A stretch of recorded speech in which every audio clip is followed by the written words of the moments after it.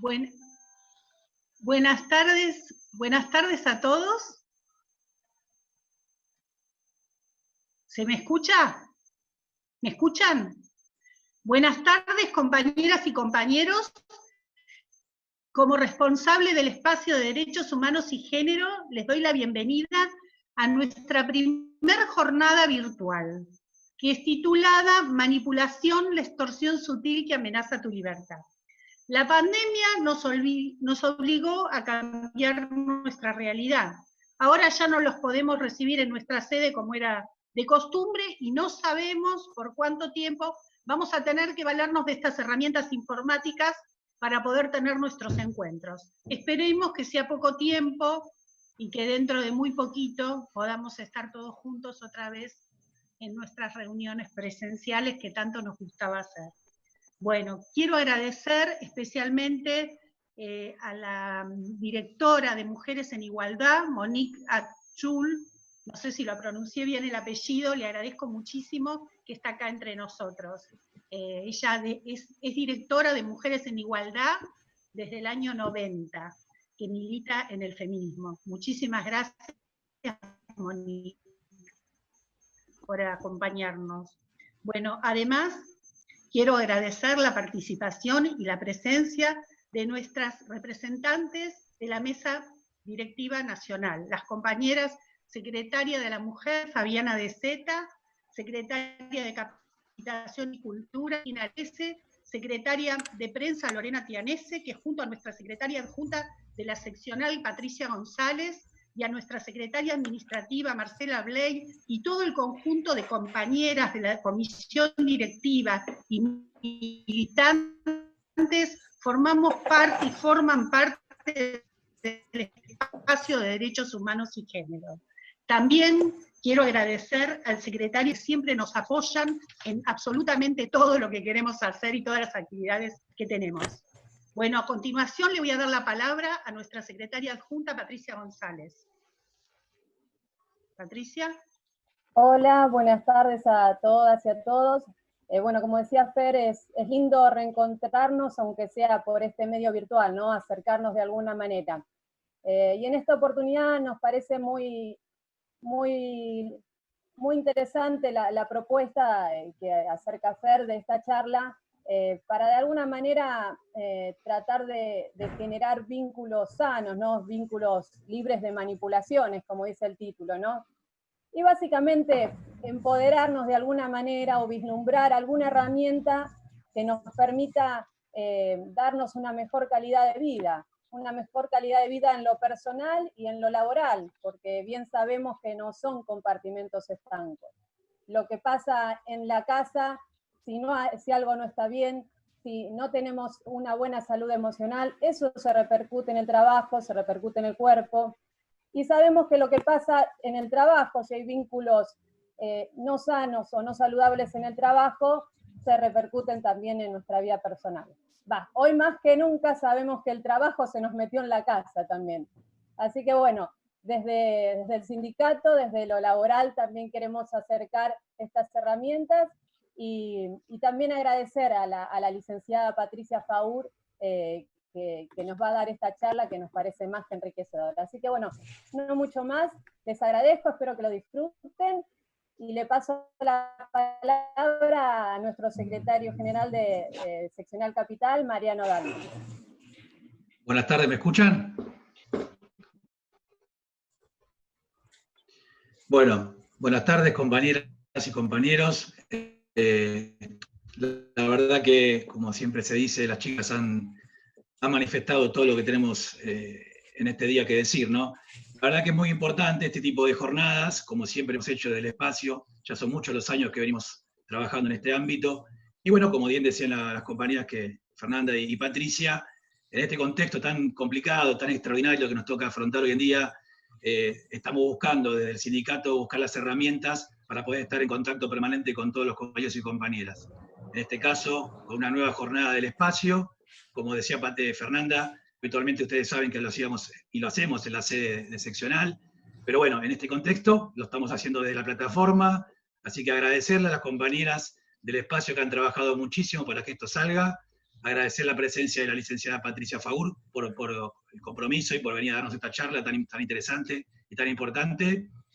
Agradezco también que la gran cantidad de compañeras y compañeros que han acercado a esta charla. Sabemos que en este contexto a veces no es fácil poder engancharse, poder quedarse a escuchar desde estas plataformas, y sin embargo hemos visto una gran convocatoria, como lo hemos venido viendo en cada jornada que el sindicato ha venido desarrollando, tanto en seccional como en mesa directiva nacional. Así que bueno, de mi parte, simplemente el agradecimiento, y ojalá que sea muy enriquecedora la charla, y que tengamos muchas más jornadas del espacio como esta.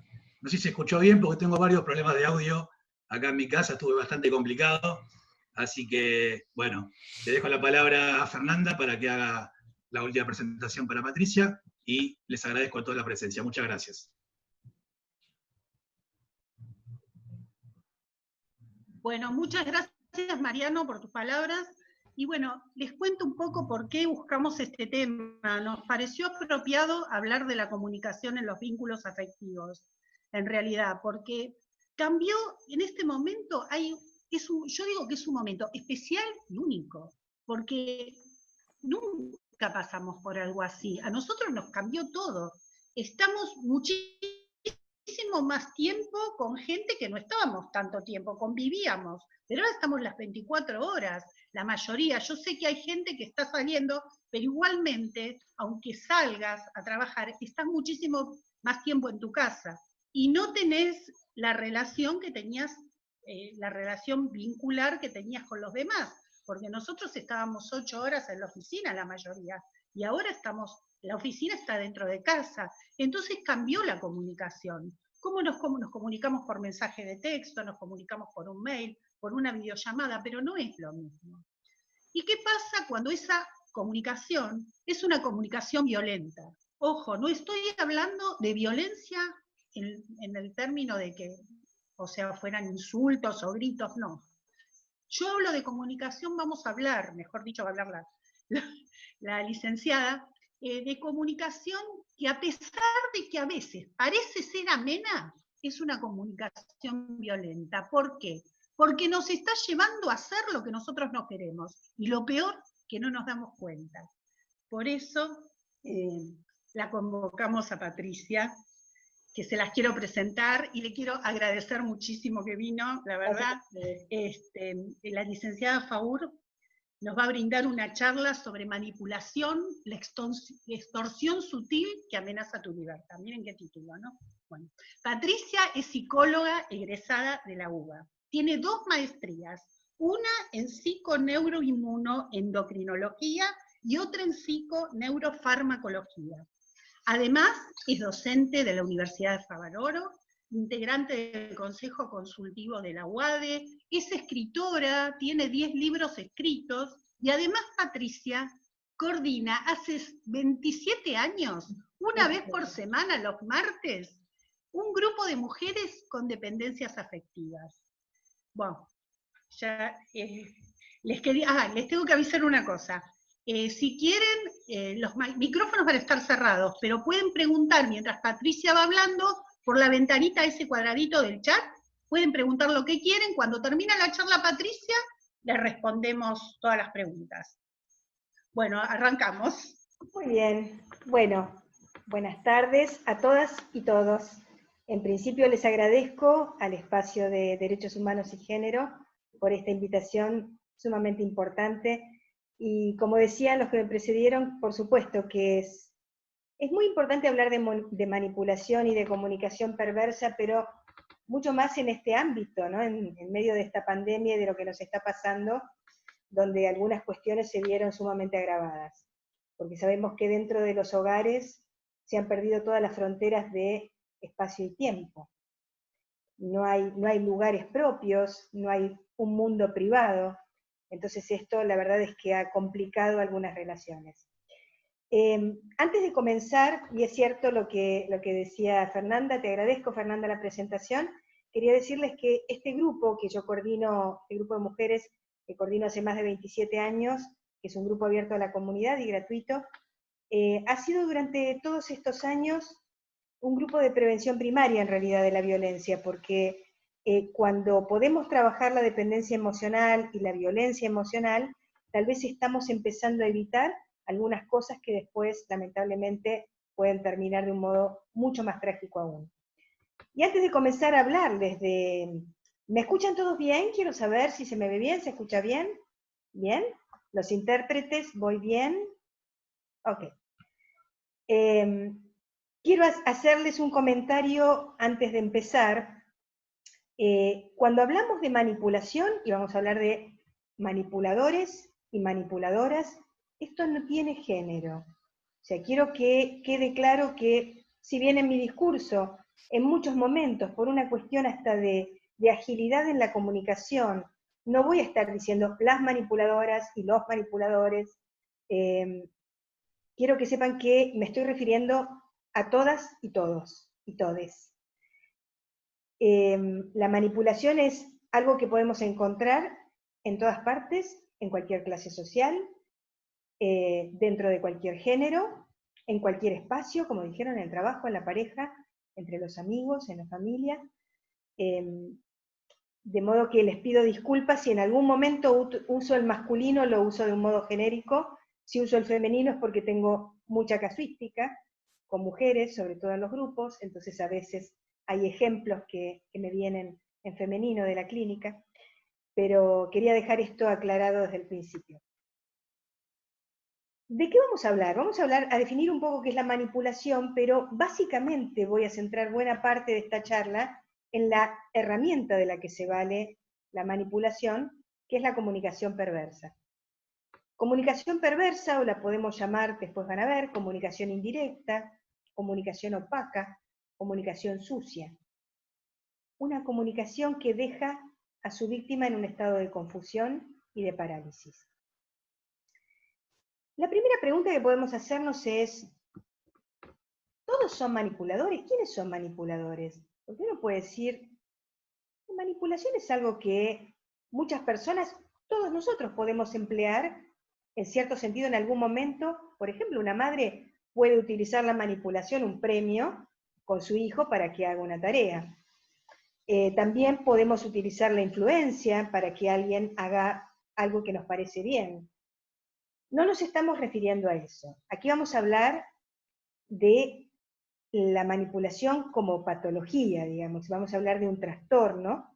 En realidad no estamos hablando de una enfermedad, pero sí estamos hablando de algo que tiene que ver con una frecuencia en la comunicación. ¿Y por qué digo no estamos hablando de una enfermedad? Porque si no podríamos pensar que tiene cura, y después vamos a ver que no es así. Que en realidad quien sufre es quien está alrededor de la figura que utiliza la comunicación perversa. Pero quiero decir esto porque cuando yo empiece a hablar, muchos van a decir, bueno, pero esto puede pasar dentro de cualquier pareja. Todos podemos discutir y utilizar a veces ser descalificadores, tener un exabrupto, utilizar algunas de estas herramientas, pero la manipulación patológica en realidad tiene que ver con una frecuencia sistemática que tiene como objetivo la aniquilación del otro. En realidad, el manipulador o la manipuladora patológica lo que intentan, de algún modo, es apropiarse del otro. Por eso le puse al título La extorsión sutil que amenaza tu libertad, porque lo cierto es que vamos a definir la manipulación en función del grado de libertad que vamos perdiendo en nuestros comportamientos cotidianos. Es decir, que nosotros vemos que hay personas que empiezan a hacer cosas o a decir cosas que no querían y ni siquiera se dan cuenta. La mayoría de nuestros pacientes llegan en ese estado, o sea, sin poder definir qué les está pasando. Les dijeron algo importante recién, esto va a tener consecuencias, como vamos a ver, no solamente en lo emocional, sino también en el cuerpo. Hay algo que tiene que ver con el estrés crónico que se va dando en este tipo de vínculos. Entonces, como decíamos, una cosa es la manipulación cotidiana, que todos podemos en algún momento, a la que todos podemos acudir en algún momento para lograr algo que queremos en alguien que queremos, pero que no tiene por intención destruir la vida de nadie, ni explotar, ni aprovecharse de nadie. Cuando hablamos entonces sí de manipulación patológica, vamos a hablar de la herramienta fundamental de la que se va el manipulador, que es la comunicación sucia. Y nos metemos ahí porque esto es lo verdaderamente importante. La comunicación sucia es una comunicación básicamente indirecta. Es una comunicación que no es clara. Esta es la primera cosa que tenemos que decir. Porque cuando es clara, aún en una comunicación violenta, si dos personas estamos discutiendo, y yo sé que el otro me está agraviando, me puedo defender, me puedo poner a llorar, me puedo ir, pero no tengo ninguna duda de que hubo un agravio. Esto no va a pasar en la comunicación perversa. Vamos a ver que justamente se trata de una comunicación tan tramposa, tan sucia. Yo digo, es el arte de no decir nada. Claramente, digamos, es mostrar para ocultar. ¿Vieron cómo hacen los ilusionistas? Los magos, que muestran por acá para ocultar por detrás, es algo así. O sea, la manipulación se muestra para ocultar. Entonces lo que vemos es que las personas llegan después de años, cuando digo llegan a la consulta, ¿no? A nuestros consultorios, después de años de sufrir sistemáticamente el maltrato psicológico o la violencia emocional, pero llegan incluso en un estado de confusión, no pueden nombrar eso como violencia. En general, los pacientes y las pacientes lo que dicen es, bueno, no sé si esto es violencia, porque nunca me pegó, y porque la verdad es que, o sea, nunca me insultó. Sin embargo, me siento mal. Sin embargo, me fui deprimiendo con el tiempo y no puedo explicar por qué. Entonces lo que empezamos a analizar, bueno, y de hecho hay muchísimos autores en el mundo, ¿no?, analizando esto, que tiene que ver con el hostigamiento psicológico, es que deja a la víctima en un estado de confusión y de parálisis. Esas serían las dos palabras más importantes. La persona que es víctima de violencia psicológica o de maltrato psicológico no entiende lo que está pasando, no sabe cómo llegó hasta ahí, no sabe por qué hizo lo que hizo, y está en un estado de parálisis. A tal punto que puede permanecer muchísimos años en esa situación y llega a la consulta cuando ya está muy dañada. El 80% de la comunicación perversa no es verbal y no es clara, justamente porque no es verbal. O sea, no hay algo que se pueda decir, sino que tiene que ver con lo no dicho. Es algo que se esboza, tiene que ver con una sutileza en la comunicación o incluso con el manejo de los silencios. En la manipulación se usa mucho la sorpresa y el misterio. En general sucede que, bueno, como sucede también cuando hablamos de personalidades psicopáticas o narcisistas, el manipulador viene por un lugar donde yo no lo espero, me sorprende, me dice que no dijo lo que acaba de decir. A tal punto, les cuento esto como para que tengan una idea, que a veces en las sesiones de terapia de pareja, por ejemplo, algún integrante de la pareja que es víctima de la comunicación perversa, lo que me dice es, Patricia, te pido por favor, si podés buscar entre tus escritos, porque yo juro que ella lo dijo, o que él lo dijo. Porque después viene la desmentida, y yo nunca dije eso. Y es claro, porque en realidad nunca lo dijo. Porque es el arte, como decíamos, de decir sin decir.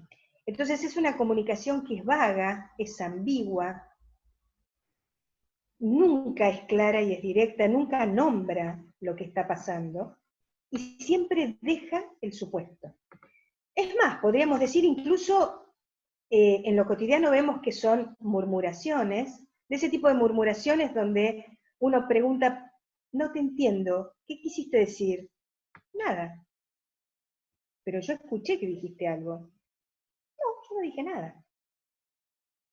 Entonces empiezo a sentir que estoy loca. O sea, lo que empieza a pasar es que yo empiezo a actuar la locura. Y empiezo a actuar yo la violencia. Porque empiezo a levantar la voz, a decir no puede ser. Yo escuché esto que dijiste. O también, otra estrategia es decir las cosas de una manera tan bizarra, que no se entienda, que sea un lenguaje tan ambiguo, tan elíptico, tan técnico a veces, que haya que reinterpretar. Yo a veces digo que es una comunicación con subtítulos. Uno tendría que ponerle subtítulos y tratar de traducir y decir, a ver, vos me estás queriendo decir tal cosa. Y probablemente el otro diga, no. De hecho, a veces como terapeuta, les digo, yo lo hago en la sesión. Yo digo, ¿podemos decir qué quisiste decir? ¿Quisiste decir esto? No. Bueno, lo decimos de nuevo. ¿Quisiste decir esto? No. Entonces, lo que suelo interpretar es, estás hablando para no ser entendido, porque de esta manera no te responsabilizás nunca de lo que acabas de decir. Porque si dentro de unas sesiones decimos, vos habías dicho esto, habías prometido esto, vos vas a decir, no, esa fue interpretación de ella o tuya, pero yo nunca lo dije. Entonces, la primera característica es que la persona manipuladora jamás se va a hacer cargo de la responsabilidad, ni de lo que dice ni de lo que hace. La responsabilidad o la culpa siempre es del otro. Que de hecho hay un autor francés que dice, los manipuladores siempre creen que les debemos algo. Siempre estamos en deuda, no sabemos por qué, pero siempre estamos en deuda. Entonces, esta es la primera gran característica. Ustedes me van a decir, bueno, es la misma característica que la de las personalidades psicopáticas. Sí, por lo menos esa característica es común. Lo cual no quiere decir que todos los manipuladores o las manipuladoras sean psicópatas en el sentido estricto del término. Pero podemos decir que están cerca, o por lo menos la estrategia es una estrategia que va hacia el mismo lugar, hacia tener dominio sobre el otro. Entonces, la primera cosa muy importante es esta. No admiten la responsabilidad ni la culpa de nada de lo que dicen o de lo que hacen. Esto es bastante enloquecedor en la comunicación cotidiana, ya sea en la pareja, o en un vínculo laboral, o en un vínculo familiar. Porque la persona no puede creer. En general hay una cosa de incredulidad. ¿Pero cómo no te das cuenta? Pero si vos me lo dijiste, si vos lo hiciste, si estábamos planeando que nos íbamos a mudar o que nos íbamos a ir a otro lugar, pero me lo dijiste hasta la semana pasada.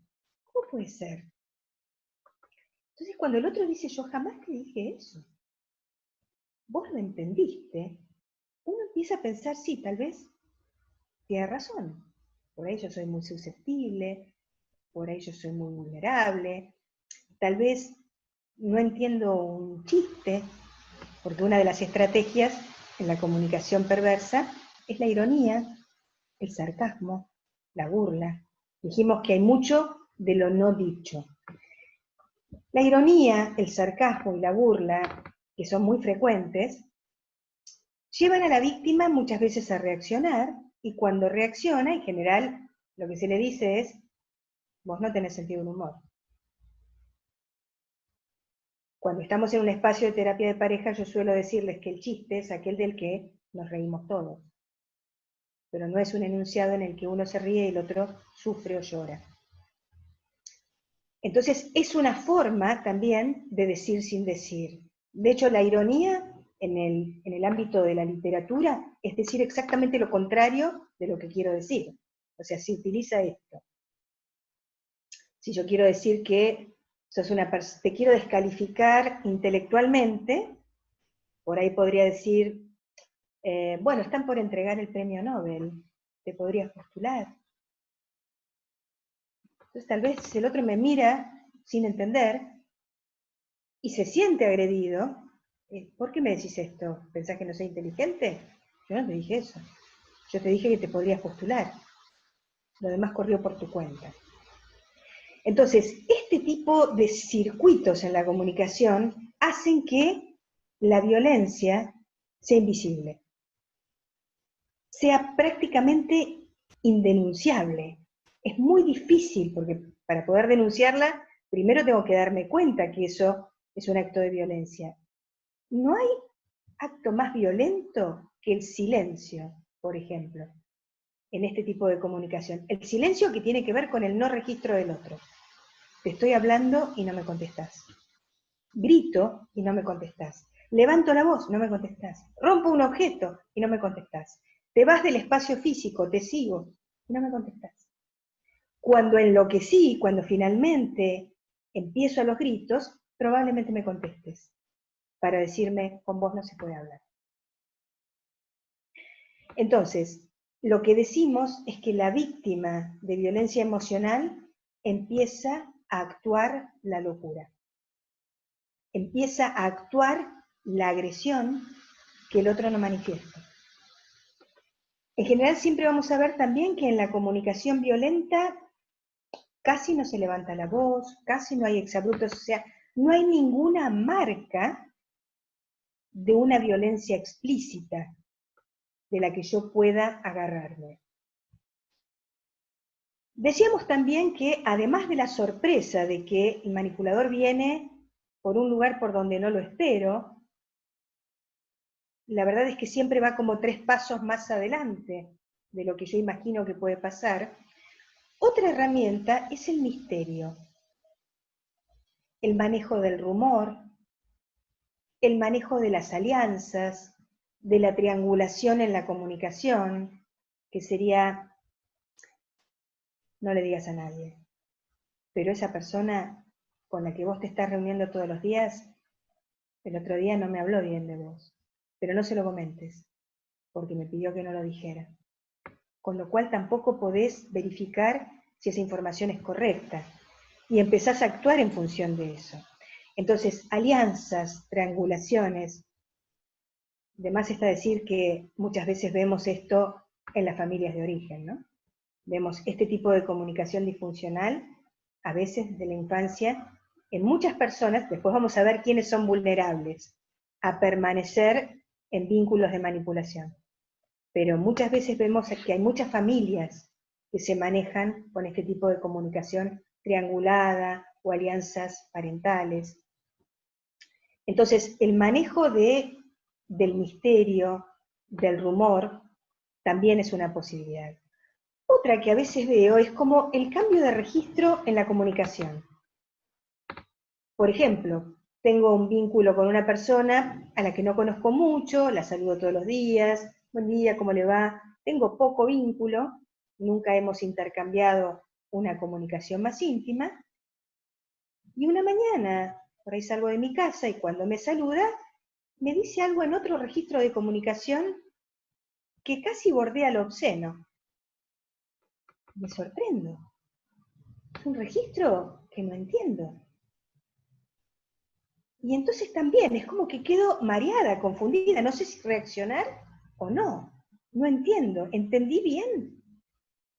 Esto pasa, voy a hablar de mi especialidad, digamos, muchas veces pasa en el registro médico y en el registro psicológico. Por ahí vamos a un profesional, por ejemplo, a una consulta médica. A veces hay mucha violencia emocional en las consultas médicas. Desde descalificar al paciente sin decirle bien un diagnóstico, porque total no sabe, o una revisación que es inadecuada, y tal vez la paciente no sabe si eso corresponde a la revisación médica o no, y no se anima a decirlo. No se anima a decirlo porque el otro es la autoridad. Entonces, este tipo de cosas que son difíciles de, podemos decir, como les dije antes, de denunciar, porque no sé si tienen que ver con mi vulnerabilidad o con mi percepción errónea o con algo que el otro hizo. Una de las cosas más enloquecedoras, entonces, hablamos de la desmentida. Alguien miente y después me dice que no dijo eso, le digo que lo dijo, lo desmiente. Hay cambios de opinión, a veces en la misma conversación. Entonces, como ustedes ven, es toda una comunicación que termina siendo enloquecedora. ¿A dónde va llevando esto sistemáticamente? Bueno, va llevando a minar la autoestima de la persona que es víctima de este tipo de comunicación, porque ya no puede confiar en sus propias percepciones. Entonces empieza a pasar que necesita testigos de esa comunicación. el terapeuta. A veces algunas personas dicen, tengo que grabarte, entonces cuando discutimos. De todos modos, aunque te grabara, es difícil, porque es como, ya les digo, inasible. Es difícil de agarrar esa comunicación. Entonces, aún grabándolo o grabándola, es muy difícil que podamos decir que alguien dijo lo que acaba de decir. Entonces, lo que empieza a pasar cuando uno se quiere desmarcar de ese tipo de comunicación, ahora vamos a hablar también, esto yo lo puse como en el ámbito más íntimo de, por ejemplo, de una pareja, pero esto puede pasar en un ámbito familiar. Pensemos, por ejemplo, en el ámbito familiar, en el manejo de la culpa. Una de las estrategias más típicas de la manipulación es la culpa, es generar culpa, desarrollar la lástima, entonces el otro se siente culpable, es algo que frecuentemente pasa por ahí entre padres e hijos, ¿no? Manipular desde una enfermedad, para que el otro se quede, para que el otro haga algo. En el ámbito de la pareja no sería te mato, sería me mato. Muchas relaciones continúan por años por el terror a que la pareja atente contra su vida. Entonces es una manera de retenerte. Entonces la extorsión a través de la culpa es una de las maneras más clásicas. También podría ser el escándalo, algo que te avergüence, el escrache. Ni que hablar hoy con la utilización de las redes sociales. Pero esas amenazas, otra vez, nunca son directas. No es, cuidado que yo puedo hacer esto. Es una amenaza velada. ¿Cómo sería una amenaza velada? Por ejemplo, en el ámbito de una relación de pareja, que datos de la clínica, ¿no? Supongamos que una mujer quiere terminar un vínculo de pareja que es nocivo, y su pareja no quiere. En algún momento, él podría decir, ¿te acordás de este video que tenemos tan lindo que grabamos juntos? Refiriéndose a un video íntimo. Esto deja la sensación en el otro de, no sabía que lo habías guardado. ¿Es una amenaza? Es una amenaza sutil. Te hago saber que lo tengo. Te hago saber que lo podría usar. Pero nunca te lo dije.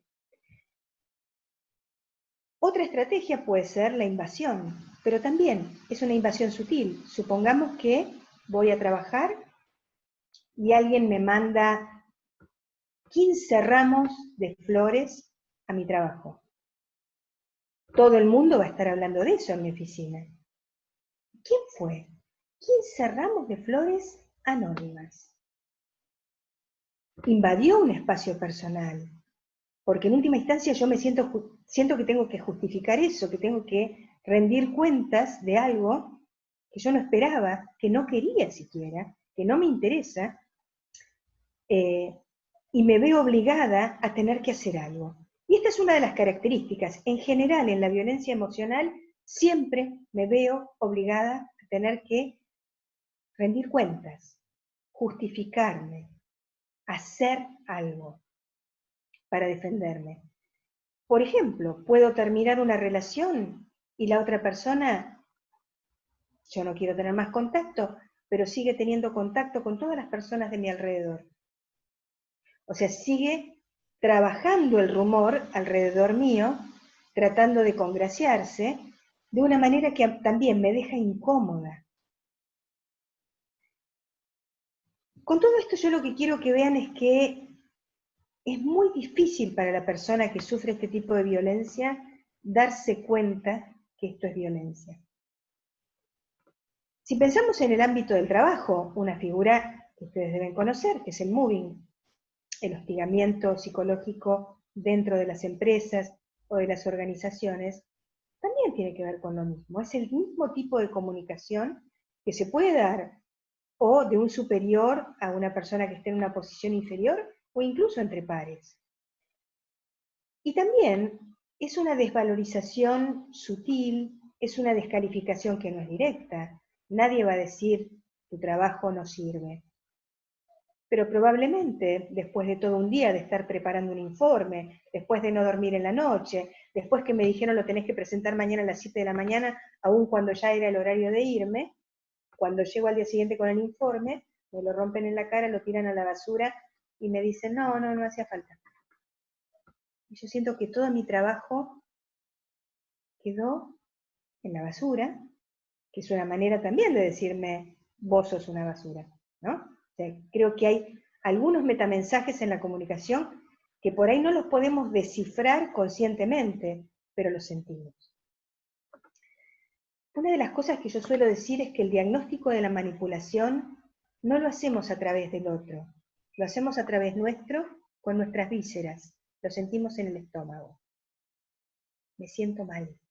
O sea, hay personas que me hacen sentir mal, me duele el estómago, me siento mal, llego a casa, me duele la cabeza y no sé por qué. Pero empiezo a tener miedo de esa relación. No logro explicar por qué. Porque aparte, cuando me veo con esa persona, resulta que al contrario puede ser sumamente gentil, agradable, seductora incluso. Entonces, y es seductora públicamente, con lo cual muchos pueden decirme, pero Patricia, si fulano o fulana son personas maravillosas, ¿cómo estás diciendo esto? Lo cual me deja también en un estado de soledad, donde no puedo hablar de esto con nadie. Por suerte, a veces se puede hablar en algún espacio familiar, o, bueno, un espacio terapéutico. Por eso los grupos son tan importantes, ¿no? Porque los grupos validan estas sensaciones. Porque si no, la verdad es que la sensación es enloquecedora. Porque no lo puedo explicar. Yo no puedo ir a decir en una denuncia, en una comisaría, vengo a denunciar a alguien porque me mira con desprecio todos los días de mi vida. Es tan subjetivo. Sin embargo, yo sé que esa mirada es de desprecio. ¿Lo siento? Sí, lo siento, pero además de sentirlo, lo sé, porque en realidad, porque ustedes podrían decir, bueno, pero ¿y si es una paranoica? No, porque eso se está relacionando con otros datos de la realidad. Entonces, quiero que tengamos presente que para hablar de violencia emocional, estamos hablando de una violencia que tiene que ser sistemática y continua. No estamos hablando de algo que pasa esporádicamente en una relación entre dos personas que discuten y que, bueno, tienen alguna de estas características. Yo miro la hora porque yo quiero que les quede tiempo después para preguntas. Pero yo quiero decirles también qué hacemos nosotros para ayudar a las personas a desmarcarse de una comunicación violenta.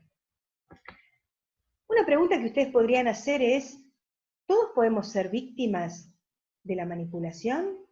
Sí, porque aparte las personalidades manipuladoras son muy inteligentes. O sea, la verdad es que construyen el arte de la falsa empatía. No sabemos cómo, pero nos sacan toda la información, logran intimidad enseguida, les cuento todo, parece que me van a ayudar en lo que necesito, y después me siento estafada. Pero todos podríamos ser víctimas de la manipulación porque se trata de una estrategia muy hábil. Ahora, no todas las personas se quedan años en esos vínculos. Quedarse en un vínculo con una persona manipuladora sí tiene que ver con una vulnerabilidad personal, que probablemente tenga que ver con la historia familiar. Y con que se va naturalizando ese tipo de comunicación, porque se naturalizó en la familia, porque son personas con una enorme tolerancia al dolor emocional, porque han vivido en el caos desde muy pequeñas o muy pequeños. Entonces, bueno, la verdad es que hasta piensan que es la manera de comunicarse, no validan sus percepciones, son personas con una pobre autoestima y quedan atrapados o atrapadas en estas redes. Pero digo esto porque a todos nos puede pasar de quedar en algún momento atrapados por un tiempo en este tipo de vínculos. Una de las primeras cosas importantes que pedimos siempre es visibilizar la violencia. Como se trata de una violencia invisible, la primera cosa importante es que la visibilicemos. ¿Qué es visibilizar? Es transformar la comunicación indirecta en directa. Si yo no entiendo lo que me estás diciendo, no lo hago o no lo respondo. Y te obligo, de algún modo, a que seas más directo y más explícito. Y si no, no te escucho y digo, no lo entiendo.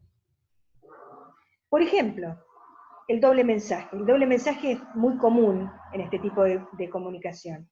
En un canal de comunicación te digo algo, por ejemplo, la típica de la culpa, que sería, no, deja, yo no necesito que me acompañes al médico mañana, pero te lo digo con cara de enojo. Con lo cual vos me mirás y decís, pero ¿en serio no querés que te acompañe? No, deja. En un canal de comunicación te estoy diciendo algo y en el otro otra cosa. Con lo cual, si vos respondes, bueno, está bien, yo mañana te acompaño, ¿a qué canal de comunicación respondiste? A uno indirecto. Entonces, si el otro no me dice con claridad, mira, ¿me acompañarías mañana al médico porque no quiero ir sola? A lo cual yo puedo decir que sí o que no, pero es una comunicación clara. Y en todo caso, si digo que no y el otro se enoja, bueno, yo sé por qué se enojó. Cuando en la comunicación indirecta yo no tengo la menor idea de cuál es el enojo. En la comunicación indirecta pasan cosas como, vuelvo a mi casa, el otro está en silencio, le pregunto qué te pasa, nada, pero no me habla. Entonces yo sé que le pasa algo, pero no sé qué. No sé si yo dije algo que estuvo inadecuado, si es la ropa que me puse, si es que, no sé, empiezo a generar hipótesis. ¿Y por qué tengo que generar hipótesis cuando el otro podría decirme directamente lo que le pasa? No tengo por qué subtitular e intentar traducir o decodificar algo que no me están diciendo. Porque es un esfuerzo enorme y porque además me puedo equivocar. Lo más probable es que me equivoque. Entonces, de algún modo tengo que obligar al otro a que sea directo. Y si no lo es, no lo escucho. Otra cosa importante es, dije en un momento que teníamos que evitar la reacción. Esto de actuar la locura que se plantea en esta comunicación. El otro a veces me lleva a la reacción, pero yo tengo que tratar de no reaccionar. Porque si reacciono, estoy reaccionando en el registro que el otro quiere que lo haga. Muchas veces decimos que en la comunicación violenta la inacción es el triunfo de la víctima. Porque la inacción o la no respuesta le permite pensar su curso de acción, le permite pensar una decisión. No olviden que en este tipo de comunicación siempre hay presión, hay urgencia. Me lo tenés que contestar ya. No sé qué contestarte. Entonces, en general lo que suele pasar, como hay mucho miedo, es que contesto algo para aplacar o la posibilidad de abandono, o la posibilidad de violencia, o la posibilidad de ruptura, o la posibilidad de una pérdida laboral, en el caso de un trabajo, o la posibilidad entre los adolescentes en el bullying de ser escrachados en las redes. Entonces se hace un esfuerzo de sobreadaptación que el cuerpo va a cobrar, si ustedes supieran todas las patologías que se derivan del estrés crónico. El cuerpo va a pasar factura y es alta. Entonces, lo que tenemos que hacer es no reaccionar, tomarnos un tiempo de demora en la respuesta para poder pensar, para poder consultar, para poder decidir. Como dijimos, entonces, ahora voy a ver si Fernanda me dice si hay preguntas, ¿no? Porque hay muchas cosas que les quiero decir, pero no querría que se queden con las ganas de hacer algunas preguntas. Entonces, es importante también, quiero cerrar con esto antes de ir a las preguntas, recordemos que tiene que ver con el grado de libertad. Y ustedes se dan cuenta que todo esto va restringiendo mi libertad, porque yo no sé si lo que estoy haciendo lo hago porque yo quería o lo hago porque fui víctima de manipulación. Si yo acordé un contrato en la pareja sexual, económico, emocional, con el que no estaba de acuerdo, solamente porque fui víctima de la manipulación y creo que estuve de acuerdo, pero en realidad no estuve de acuerdo. Una de las cosas que suele pasar en el final de estos vínculos, y por lo cual a veces se demora la salida, es que intento que el otro repare, o que se dé cuenta, o que asuma la responsabilidad. No lo voy a lograr. Siempre decimos que de estas relaciones hay que irse sin indemnización moral. No voy a lograr que el otro día, sí, tenés razón, Patricia, yo soy responsable de esto. La culpa siempre la voy a tener yo. Y voy a tener que irme con esto. Va a ser más barato. No importa. Después lo trabajaré. Pero si no, no me voy nunca. Hasta acá. Fernanda, ¿tenemos preguntas? Sí, algunas preguntas tenemos. Bueno, acá,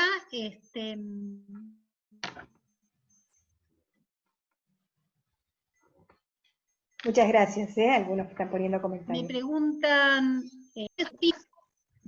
cuáles son las consecuencias físicas del estrés crónico de la víctima de manipulación.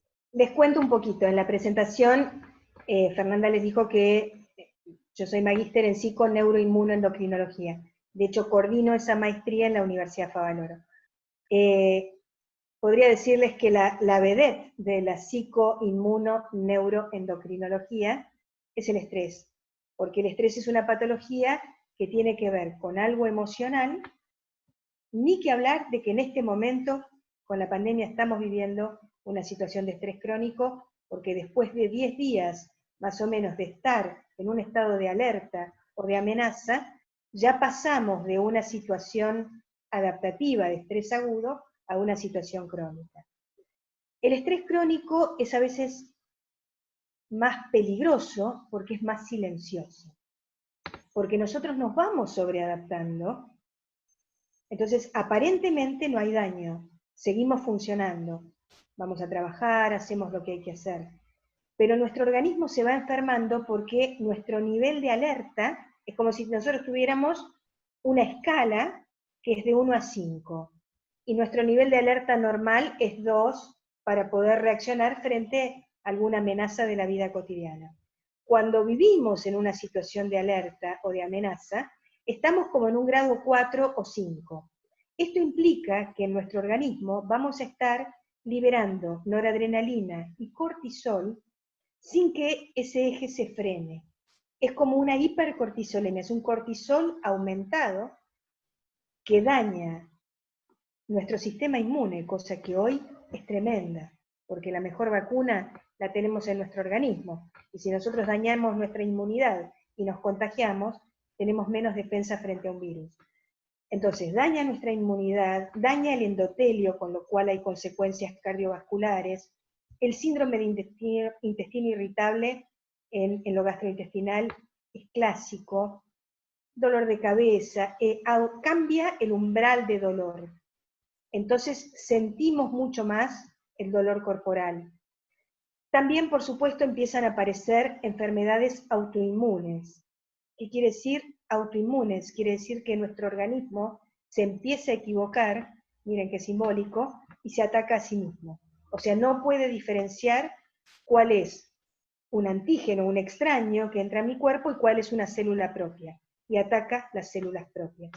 Entonces hay enfermedades endócrinas, cardiovasculares, gastrointestinales, en la piel también, como la alopecia, la pérdida de cabello, o la psoriasis, y trastornos del sueño, fundamentalmente, eso lo estamos viendo hoy en las encuestas que hacemos los psicólogos, sabemos que cerca del 60% de las personas en este momento están con trastornos del sueño y de la alimentación. Sí, ¿tengo tiempo para hacerte otra pregunta? Bueno, acá me preguntan cómo debería comportarse una persona en una relación laboral cuando la otra persona es manipulador, ¿qué recaudos se deben tomar? O sea, ¿cómo puedo hacer yo para evitar eso? A ver, en general, hoy en la mayoría de las organizaciones hay departamentos de recursos humanos donde uno puede ir a hablar de estas situaciones. También puede pedir el pase a otro sector. Lo que decimos es que no hay que confrontar con el manipulador. Una de las cosas que a veces no podemos evitar, estar en esa relación en lo cotidiano, entonces lo que decimos también es que trato de no dar mucha información. Piensen que cuando yo hablo demasiado, empiezo a dejar costados vulnerables por donde el otro puede entrar a atacarme. Así que no hablo demasiado, no doy mucha información, mi comunicación es escueta, es breve, es concisa. Y de algunas cosas es importante dejar testimonio. O sea, una de las cosas que a veces sugerimos es que lo que me lo pidan a través de algún medio escrito. Por ejemplo, un mail. Que es una forma de que yo tenga algún registro. Entonces, en general, esa es una buena estrategia, poder tener un registro de lo que se me pide. Sí, y otra pregunta más. ¿El manipulador o la manipuladora es consciente de que es Sí. Era raro que no la hubieran hecho esa pregunta, porque casi siempre se hace. manipulador? Sí, estamos hablando de la Algo manipulación. inconsciente. No. No, estamos hablando de la manipulación patológica, siempre recuerden, ¿no? Y en la manipulación patológica no hay culpa, no hay responsabilidad, y casi siempre, podríamos decir, casi siempre, la persona que tiene una manipulación patológica no conecta con la angustia. O sea, no es verdaderamente empática con nadie. En general son personalidades narcisistas, que poco les importa el otro. O sea, la verdad es que no se relacionan afectivamente con el otro. Parece que sí, pero no lo hacen. Solamente están con personas que les convienen, por algún motivo, o que tienen alguna relación de explotación de algo, o sea, de conveniencia de algo. Son absolutamente conscientes y en general, al contrario, digamos, aprovechan esa situación de dominio sobre el otro. Sí, absolutamente son conscientes. Bueno, otra pregunta más. Estamos con unas cuantas preguntas. ¿Cómo se puede ayudar a una persona o a un grupo de personas cuando te das cuenta que están siendo manipulados? La verdad cuando es estás del lado de afuera, sí. es una pregunta que también te iba a hacer yo. Es difícil porque cuando la persona que es víctima de manipulación no tomó real conciencia, en general lo niega y protege al manipulador. En general lo que dice es, no, no es tan así, yo por ahí a veces exagero. Pero hay un momento en que no puede más, hay un momento en que va a pedir ayuda. Lo que decimos siempre es que tratemos de no atacarla, de no ir a decir, pero mirá, ¿cómo permitís que el otro te humille, que el otro te haga esto, que te denigre? Porque la verdad es que la persona que es víctima de eso siente que no puede hacer nada y al contrario, lo que hace es no contártelo nunca más. Con lo cual, una buena estrategia es la que hacemos en los grupos de autoayuda, que es poder decir, mira, a mí también me pasó. No sé si a vos esto te pasa, pero a mí me ha pasado. Y me sentí humillada, denigrada, descalificada, confundida. Y la verdad es que lo primero que me sirvió es poder hablarlo con alguien, a ver si era mi percepción, para no sentirme tan sola. O sea, establecer un vínculo de confianza. Pensemos que la persona que es víctima de manipulación no puede confiar en nadie. Tiene arrasada en su cabeza la confianza. Entonces, primero tiene que haber un vínculo de confianza y una mínima identificación con alguien como para que no se sienta juzgada.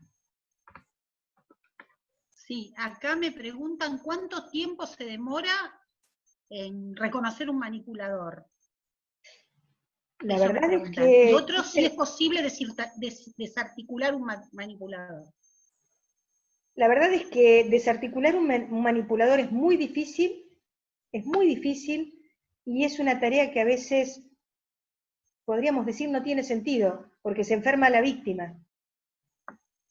lo que decimos es que lo importante es ponerse a resguardo del manipulador, que vaya por la vereda de enfrente. La verdad es que no lo quiero en mi vida, porque no voy a lograr ni cambiarlo, ni que lo reconozca, ni que me repare, ni que me pida disculpas, ni que repare el daño, con lo cual no tiene demasiado sentido.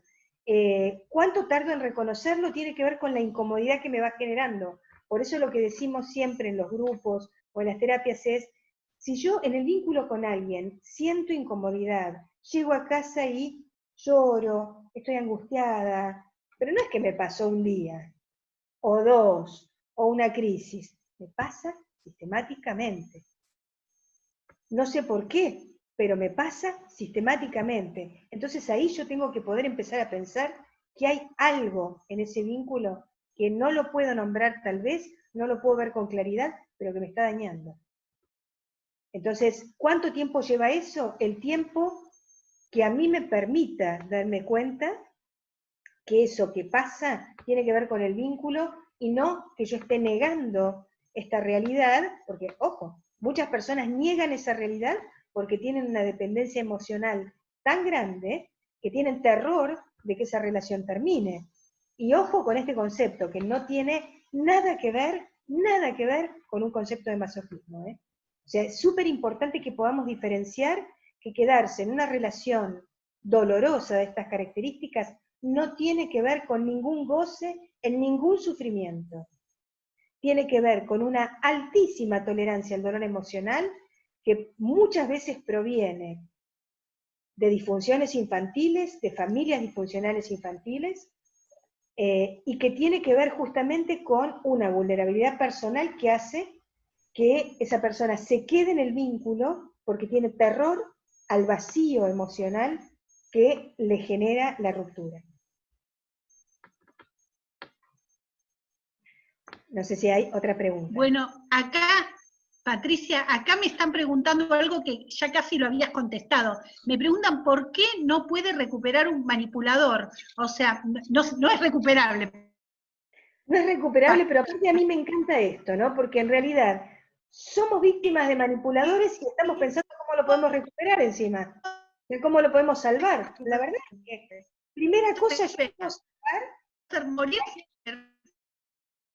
no sé si se está escuchando bien o hay eco, pero no puedo salvar a alguien que no quiere ser salvado, a alguien que no está pidiendo ayuda porque no considera que lo que le pasa es una enfermedad. En general, manipuladores, narcisistas, personalidades psicopáticas, son personalidades que nosotros llamamos egosintónicas, porque lo que les pasa daña al entorno, pero no a sí mismos. No sufren con lo que les pasa. Vos me podrías decir, ¿no sufren? Bueno, pero si se termina esa relación, ¿no sufren? No, porque no se angustian y lo que van a hacer es demonizarte. O sea, lo que van a decir es, qué suerte que se fue esa loca, mejor, o ese loco, controlador, invasivo, o esa loca que, mejor, prefiero que no esté en mi vida. Y vos no podés creer que encima no se angustia nunca. No, la verdad es que no. No hay ninguna manera. Vuelvo a decir, estamos hablando de una manipulación patológica, ¿sí?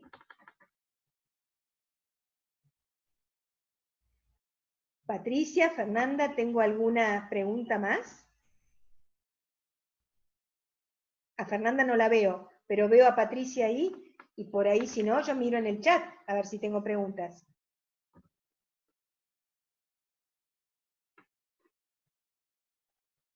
Acá alguien dice, si en una pericia psicológica surge que la persona es manipuladora, por ejemplo, sí, por supuesto que sí.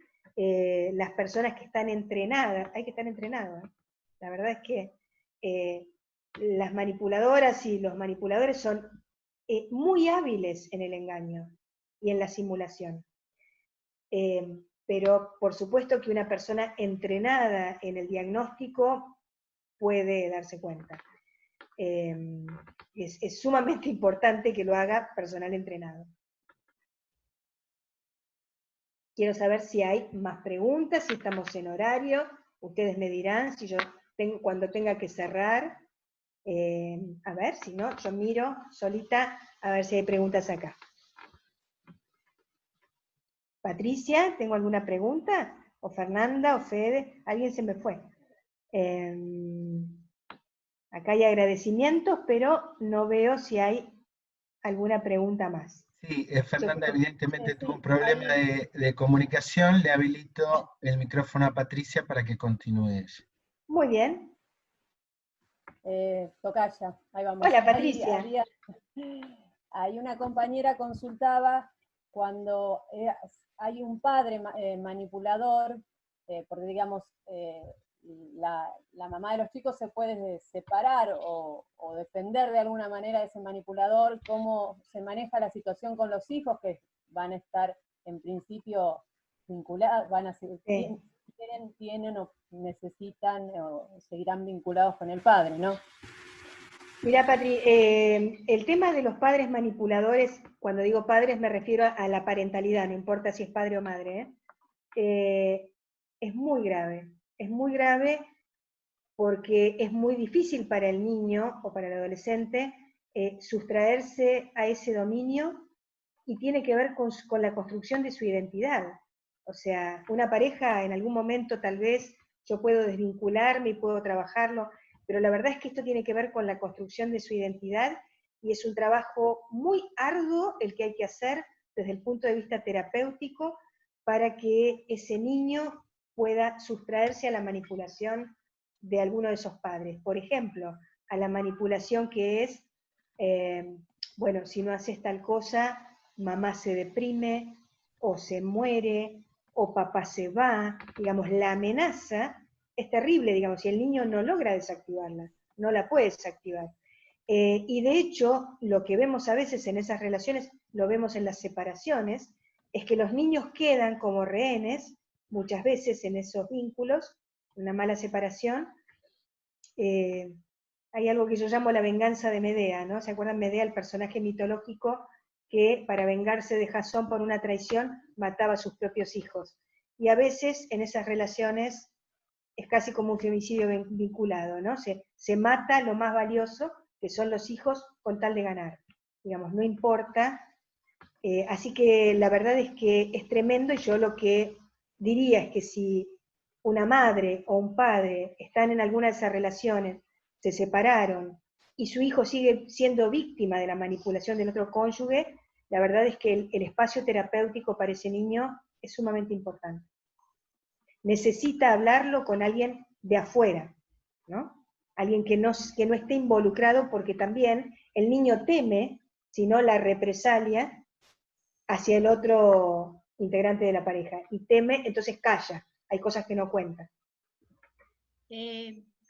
Bueno, Patricia, tenemos un montón de preguntas más, pero bueno, ya son 19:10, yo no estaba estipulada para tan larga la charla, así que no sé, si querés contestar alguna más, y si no, la damos por terminada. Porque... Sí, déjenme, después vos seguramente saludarás, yo quiero agradecerles a todos el respeto en esta charla, el compromiso, aparte, bueno, a un espacio tan importante como derechos humanos y género.